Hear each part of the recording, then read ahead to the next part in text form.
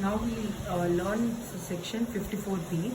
54B is nothing but sale of agricultural land. When we are selling agricultural land, it means sale of urban agricultural land, because rural agricultural land is not a capital asset. So what are the conditions? First, eligible SSC will be individual or HUF, and the agricultural land should have been used for agricultural purpose for at least 2 years immediately preceding the date of transfer, either by parents, self or HUF. Now when we sold it, we have to purchase another agricultural land to get the exemption, and it could be urban or rural agricultural land. See, when we are selling urban agricultural land, then only capital gains income. When we are purchasing, it could be agricultural land, urban or rural.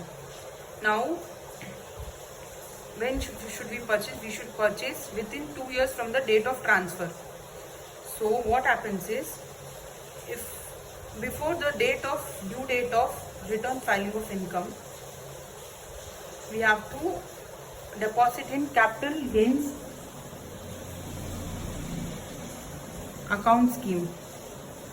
Then we can claim the deduction, or else we have to purchase the land. Whatever way we do, we'll get the exemption. And the lock-in period for this is 3 years. Suppose we have transferred the land before the 3 years, then what will happen? Suppose we have transferred the new agricultural land, then capital gains will come, right? In that we will deduct the cost of the new land, right? So from the cost, capital gains exempted earlier, the amount of capital gains we have exempted earlier, that will be subtracted and we will be arriving at the cost. 54D, compulsory acquisition of land and building of industrial undertaking. It is applicable for both long-term capital asset and short-term capital asset. Eligible SSC can be any SSC. What is the condition? There should be compulsory acquisition of land and building, or compulsory acquisition of rights in the land and building. What is additional condition? Used for industrial undertaking, minimum of 2 years immediately preceding the date of transfer. It should have been used for industrial undertaking. It is not a problem if he is not the owner during that 2 years. Purchase any other land and building or construction of a building. It could be re-establishing the old building or constructing a new building. When to purchase? 3 years from the date of transfer. Or we have to deposit in capital gain account scheme if we have purchased, or if we are not able to purchase within due date of filing, then we have to deposit such amount for time being into capital gain account scheme. Then we can purchase it using the amount to purchase new land and building. What is the lock-in period? 3 years from the date of transfer. Consequences of transfer. Suppose we have violated the lock-in period, what will happen? How the capital gain will be computed on the new asset? Cost of acquisition will be exempted amount, which is exempted amount earlier will be subtracted from cost of asset. For example, earlier the exempted amount was 3 lakh. The cost of the land was 4 lakh. Now sale consideration of the new land is 5 lakh. We have subtracted the cost 4 lakh, only 1 lakh will come as capital gain. But here in this case we have violated the lock-in period, so 3 lakh amount exempted earlier will be subtracted from the 4 lakh, and 4 lakh will be computed as capital gain. Now we shall see section 54, capital gains on sale of residential house property. It is applicable only if it is a long-term capital asset. Now we have sold a residential house property. What will happen? The eligible SSC should be individual and HUF, and there should be transfer of residential house property, which means residential house property including land or building apparent theatre, means garden area, parking area, play area, all included. Now what is the additional condition? The income from house property, residential house property, should have been charged to income from house property. Then only this section will be eligible. What is the time? What asset should be purchased, and what is the time of purchase? Purchase of new residential house property should be there. If the capital gain exceeds 2 crore, then one residential house property should be purchased. If the capital gain is less than 2 crores, then he may exercise the option to purchase 2 residential house property. Now what is exercise the option? I'll tell you later. And what is the time to purchase? Purchase 1 year before the date of transfer, or 2 years after the date of transfer. And if we are constructing 3 years after the date of transfer. Now what happens, what is the exercise of option means? Now suppose he has transferred a house property at Bombay in the year 23-24 and he has purchased 2 residential houses in Jaipur and Jodhpur, and capital gains does not exceed 2 crore. What happens is, again he transferred this Jaipur house property in the previous year 26-27 and he purchased the 2 residential house property in Pune and Baroda. Will he eligible to exercise the option again? No. If once exercised, cannot exercise for the same or other assessment year. So that's why here it is given, he may exercise the option. If he wants in this previous year, he can exercise the option. What is the maximum exemption amount? Maximum exemption amount is 10 crore. Lock-in period is 3 years from the date of date of construction. What if violated the lock-in period? Cost will be reduced by the exempted amount while computing the capital gains. Now we shall see 54 EC. What is 54 EC? Capital gain not chargeable on investment in certain bonds. Now if we are transferring any long-term capital asset, which can be land, which is land, building or both, and it should be long-term. So there should be 2 conditions, it should be long-term, it should be land, building or both. And such asset, such building can also be depreciable asset held more than 24 months. Now here is it, you will consider building, if it is depreciable asset, then it will be short-term capital asset. But here especially it is given, if building is held more than 24 months, it will be taken in this section. Eligible SSC can be any SSC.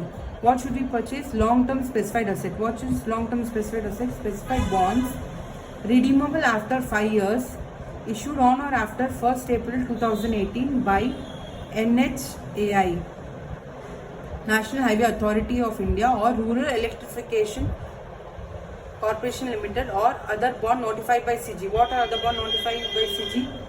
Bonds of Power Finance Corporation and Indian Finance Corporation. If we are investing in such bonds, then we can get the exemption. What is the time?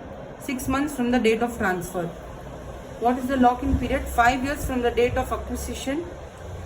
What we should not do? We should not transfer the asset during lock-in period, not convert such bond, not avail loan on such bonds, not advance any security on such bonds. What is the maximum investment amount? Maximum investment allowed cannot be more than 50 lakhs. It is 50 lakhs in the previous year asset transfer or subsequent financial year. Put together, the maximum amount cannot exceed 50 lakhs. Amount of exemption is capital gain or amount invested, whichever is lower. What if we violated lock-in period? Exempted amount will be taxed in the year of violation. 54F. Capital gain in case of investment in residential house properties. Eligible SSC is individual HF. Conditions: there should be sale of long-term capital asset not being residential house.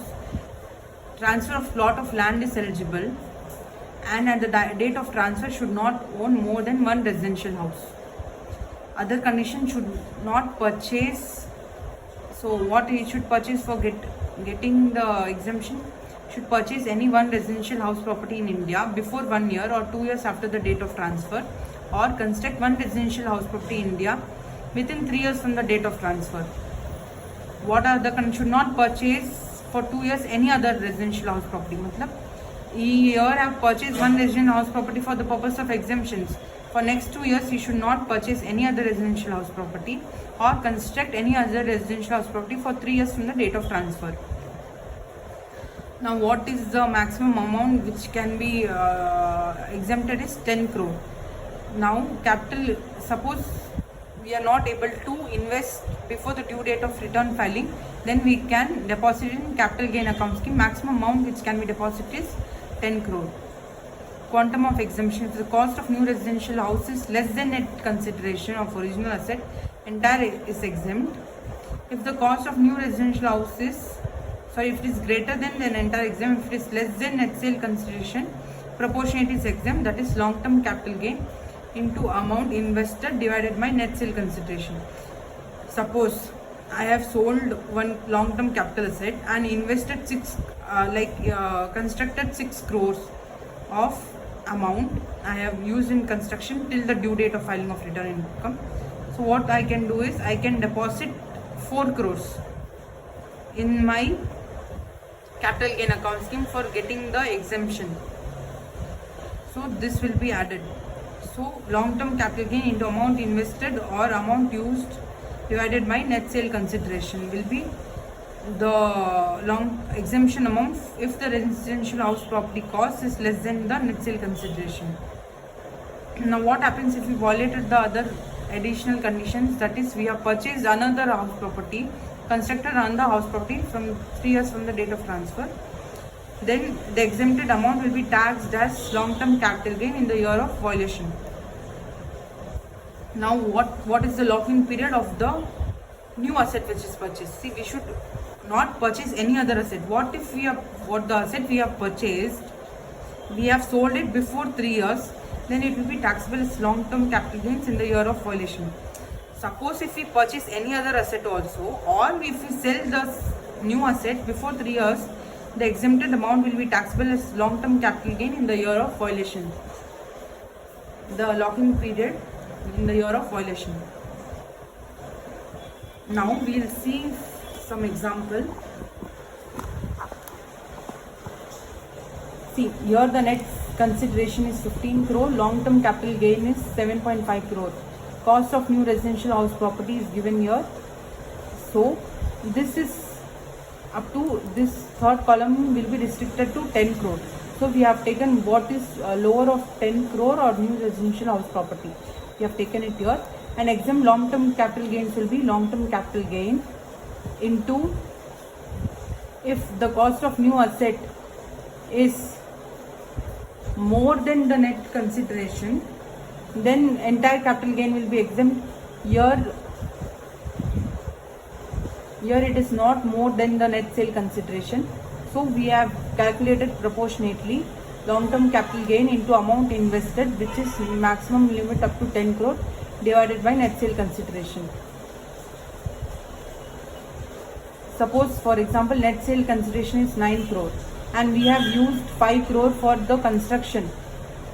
So what we can do, from 9 crore, the rest 4 crore we can deposit in the capital gain account scheme, and we can get the benefit of amount invested as 9 crore. So what will be a long-term capital gain? 4.5 crore into 9 crore divided by 9 crore, which the entire amount will be exempt. Section 54H. Section 54H is about extension of time for acquiring new asset or depositing or investing of amount of capital gain. Suppose there is compulsory acquisition of original asset and compulsory acquisition, the compensation is not received on the date of transfer. Then period for acquisition of new asset will, for 54, 54B, 54EC and 54F will be from the date of receipt of compensation, not from the date of transfer, because we have not received the compensation. Capital gain account scheme. In the case of 54, 54B, 54D and 54F. For 54, 54B, 54D, capital gain amount should be deposited in capital gain account scheme. In case of 54F, net consideration should be deposited in capital gain account scheme. It should be deposited before date of filing or due date of filing, whichever is earlier. Amount purchased plus amount invested in capital gain account scheme will be deemed cost of new asset. For 54 and 54F, deemed cost of asset shall not exceed 10 crore. Not utilized in capital gain account scheme. Suppose we have deposited in capital gain account scheme and we have taken the exemption, and we are not utilized in within 2 or 3 years, whatever is the locking period which is applicable, then in the year of expiry it will be taxable as capital gain. In case of 54F, only the proportionate amount is taxable, right?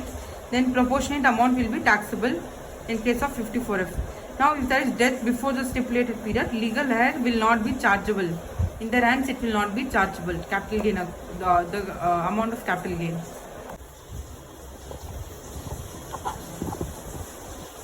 Compulsory acquisition of agricultural land situated within specified urban limits. Suppose there is a compulsory acquisition of agricultural land situated within specified urban limits, then if eligible SSC individual or HUF, what are the additional conditions? Compensation or enhanced compensation received on or after, it should have been received on or after 1st April 2004. What are additional conditions? It should be used for agriculture for 2 years preceding the date of transfer by the individual, parent or HUF. Then the capital gain, then the proceeds will be exempt.